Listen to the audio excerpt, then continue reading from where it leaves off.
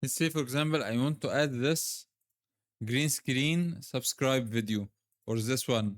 Let's take it to Clipchamp and put it into a single layer.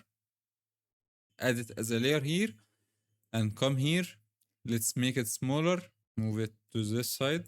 Now select this video, go to filters or go to effects, and you have green screen. Just click on it and it has removed all the green color.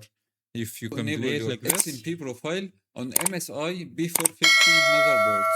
As you can see, let's mute it, for example, because it's annoying. Your XMP profile. Now this is how you remove the green screen. If I go back to effect, you can change the intensity like this to make it higher or lower.